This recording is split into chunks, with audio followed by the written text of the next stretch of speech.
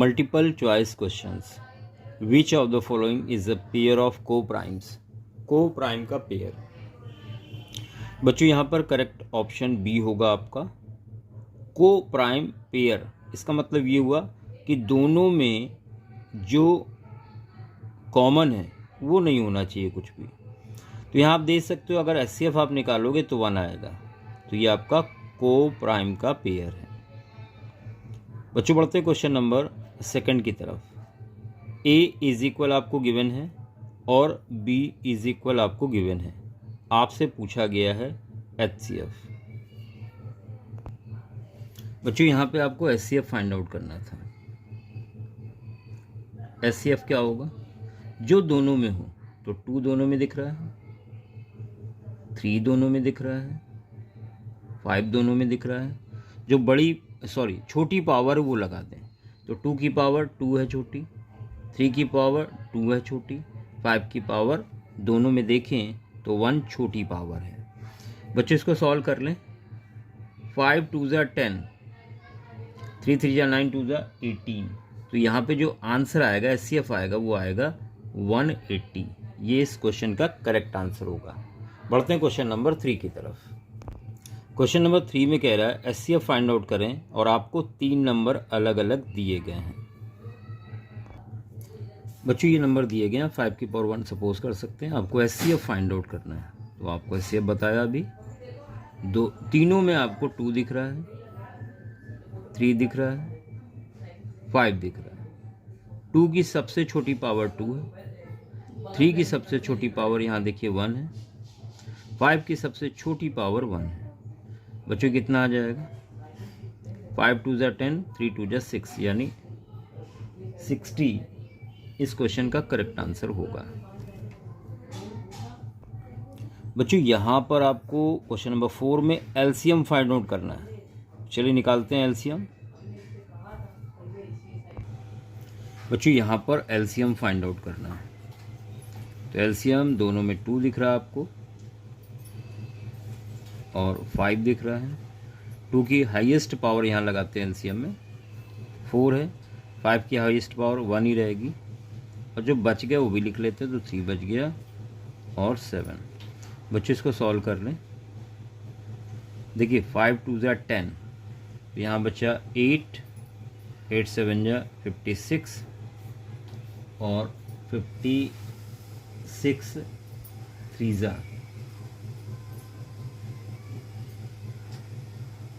168, 1680। ये इस क्वेश्चन का करेक्ट आंसर होगा। Question number 5। HCF is 27, LCM is 162, one number is 54, find other number। बच्चों फॉर्मूला होता है या रिलेशनशिप होती है HCF LCM नंबरों में, A into B is equal HCF into LCM। यहाँ B इज इक्वल हम लिखेंगे HCF इंटू LCM अपॉन में आ जाएगा A। HCF 27 है, LCM 162 अपॉन A 54। 27 2 ज़ा 2 से इसको कट करेंगे तो आएगा 81। तो ये आपने पता कर लिया सेकंड नंबर।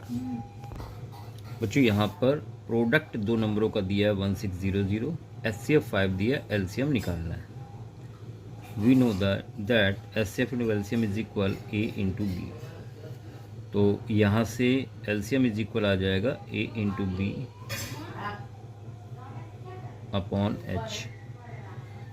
A आपका 1600 है, H 5 है, तो ये आ जाएगा 5 3 ज़ा 5 2 ज़ा 0, 320 इस क्वेश्चन का करेक्ट आंसर होगा।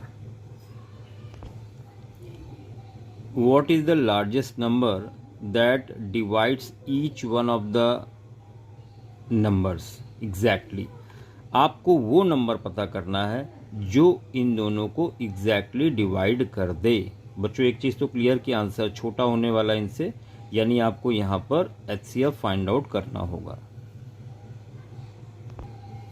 बच्चों यहाँ पर HCF फाइंड आउट करेंगे 1 1 52 से डिवाइड करेंगे 1664 को, 1 टाइम ही डिवाइड होगा, 1152 2 1 5, फिर से डिवाइड किया 1152 को।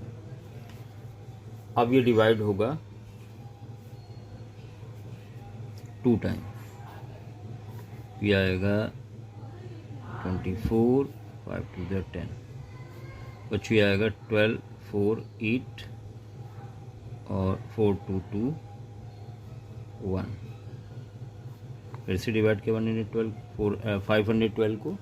अब ये डिवाइड हो जाएगा 2 टाइम,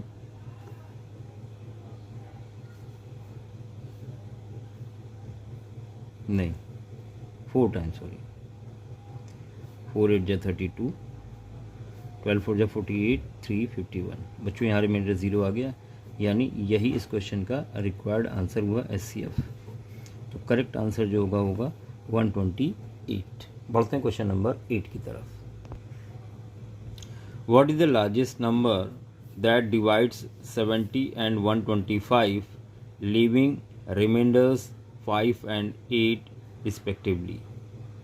बच्चों आप समझ गए होंगे यहाँ पे क्या करना है, रिमाइंडर लीव कर रहा है, यहाँ पर हम दोनों नंबर को जो रिमाइंडर बच रहा माइनस कर देंगे, जो बचेगा उसका फाइंड आउट करना होगा HCF, क्योंकि वो नंबर इनको डिवाइड कर रहा है।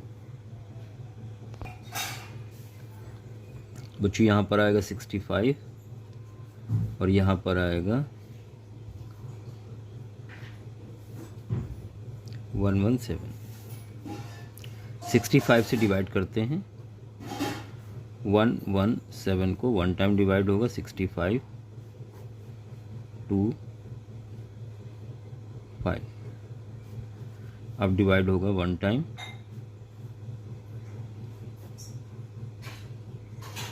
और अब डिवाइड होगा 4 टाइम, रिमाइंडर 0। ये रिक्वायर्ड आंसर SCF हो गया इस क्वेश्चन का। बच्चों क्लियर हो गया होगा। इसी के साथ बढ़ते हैं क्वेश्चन नंबर 9 की तरफ। देखिए 9 में आपसे कहा गया what is the largest number that divides 245 and 1029 leaving remainder 5 in each case.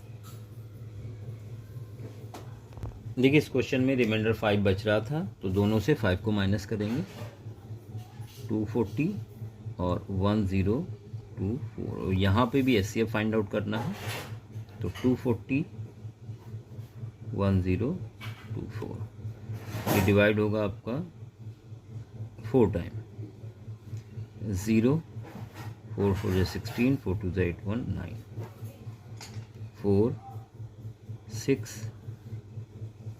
इससे डिवाइड करेंगे 240 को, 3 टाइम, 3 4 जा 12 19, तो ये आ जाएगा 8 और यहाँ पर आएगा 4,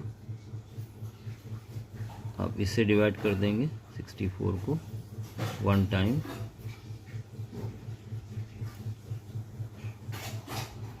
48 को डिवाइड किया आपने, तो डिवाइड हो जाएगा 3 टाइम, रिमाइंडर 0। यही रिक्वायर्ड आंसर है, यानी SCF। बच्चों 16 इस क्वेश्चन का करेक्ट आंसर होगा। बढ़ते हैं क्वेश्चन नंबर 10 की तरफ। बच्चों इसकी सिंपलेस्ट फॉर्म आपको पता करनी है, तो सबसे आसान तरीका है कि SCF फाइंड आउट कर लें, बहुत आसानी से हो जाएगा ये क्वेश्चन। तो 1095 से आप डिवाइड करने वाले हैं 1168 को, 1 टाइम डिवाइड होगा ये 1095, 8 5 3 7 बचेगा यहाँ पर, 5 बचेगा, 8 में 5 गया 3, नहीं 16 माइनस 9 7, और अब 73 से डिवाइड करेंगे 1095 को, तो ये 1 टाइम डिवाइड होगा 73, यहाँ बचेगा 6 3 और 5, 7 5 जा 5 टाइम जा सकता है, 5 3 जा 15, 5 7 जा 35, 1 36, रिमाइंडर 0 आ गया। तो ये आ गया SCF। बच्चों इसको आप क्या लिख सकते हैं, इसको लिख सकते हैं 73 इंटू, और इसको लिख सकते हैं 73 इंटू। अब बच्चों ध्यान दें,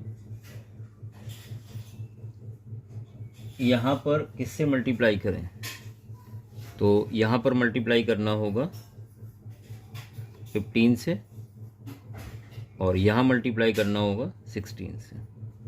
देखिए कैंसिल हो जाएगा, तो जो फाइनल आंसर आएगा वो 15/16 इस क्वेश्चन का करेक्ट आंसर होगा।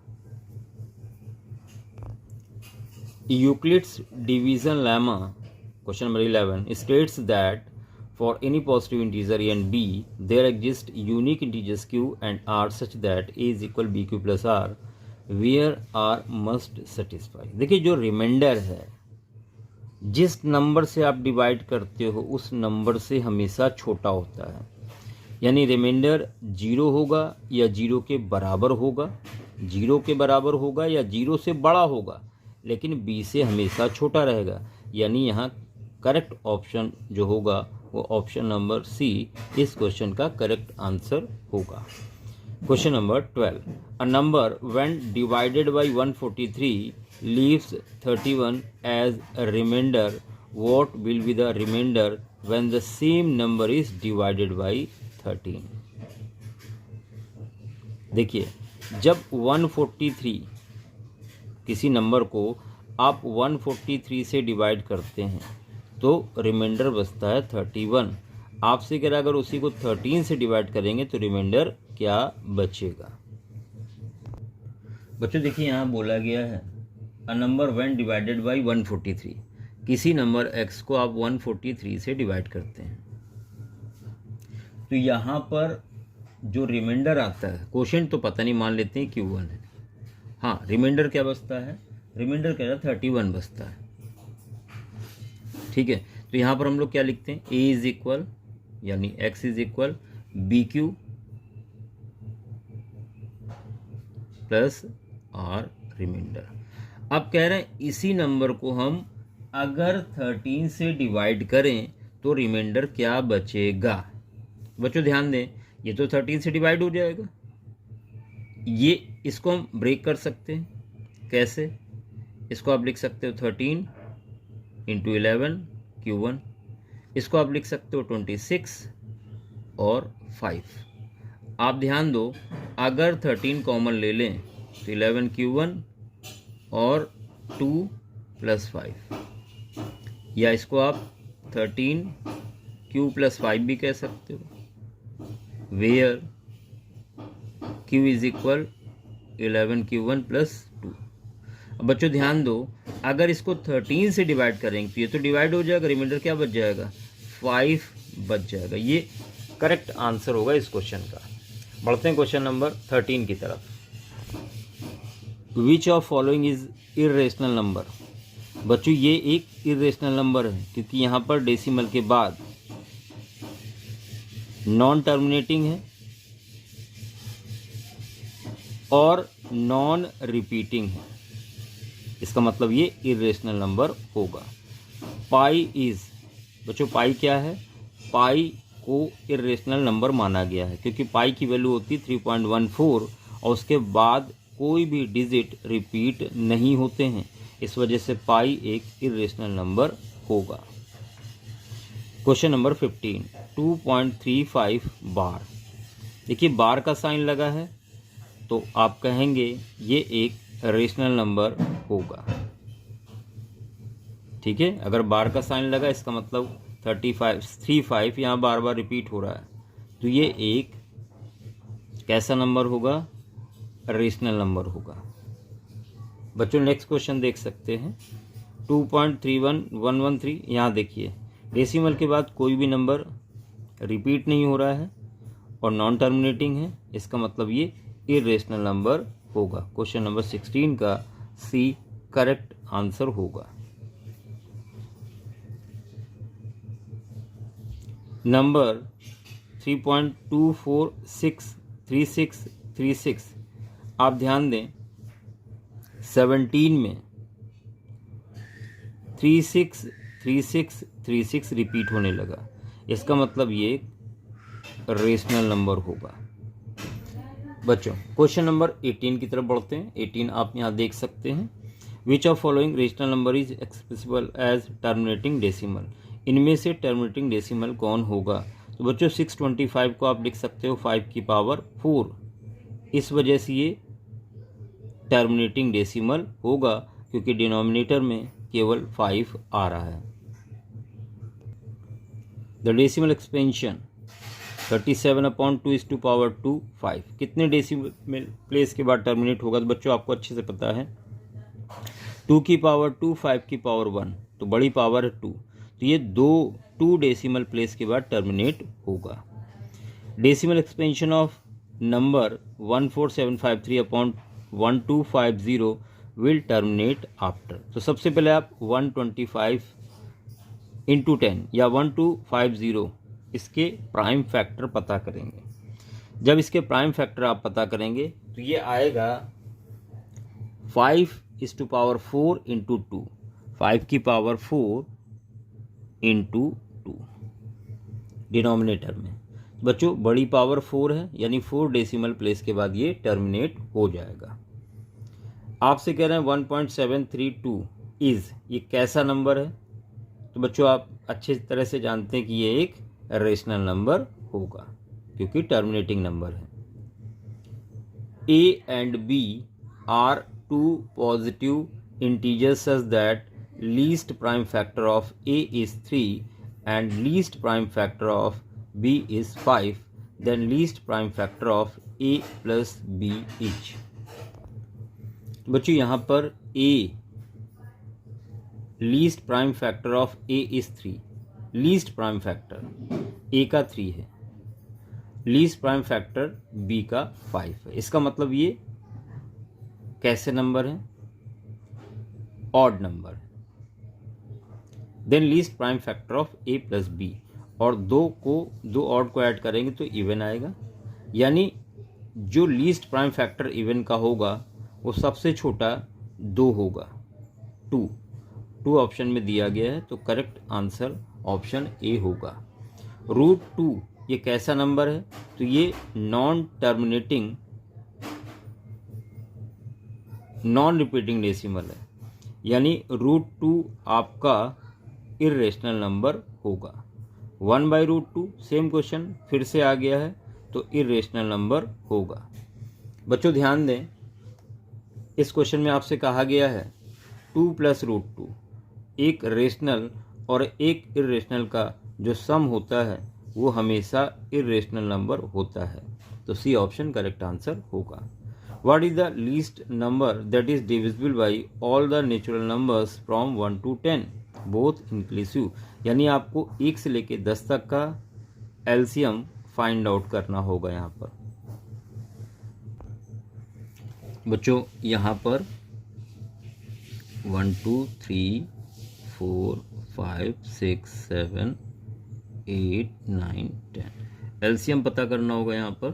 तो सबसे पहले आपने 2 से डिवाइड किया, तो यहाँ पर मिलने वाला है 1 1 3 2 2 ज़ा 5 2 3 ज़ा 7 2 4 ज़ा 9 2 5 ज़ा, फिर 2 से किया 1 1 3 1 5 3 7 2 9 5, फिर इसको 2 से किया 1 1 3 1 5 3 7 1 9 5। अब 3 से करेंगे 1 1 1 1 5 1 7 1 3 और 5, फिर करेंगे 3 से 1 1 1 1 5 1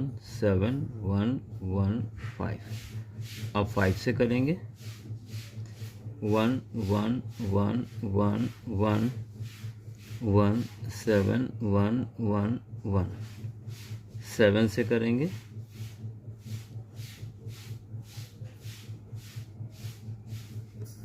1 1 1 1 1 1 1 1 1 1। बच्चों एलसीएम क्या हो जाएगा? तो यहाँ एलसीएम हो जाएगा आपका 2:3 इंटू 3:2 इंटू 5 इंटू 7। इसको सॉल्व कर लेते हैं। 5 2 ज़ा 10, तो यहाँ बचेगा 2 2 ज़ा 4, 4 9 ज़ा 36 इंटू 7, 7 6 ज़ा 7 3 ज़ा। तो जो आंसर आएगा वो आएगा 2520। इस क्वेश्चन का करेक्ट आंसर होगा।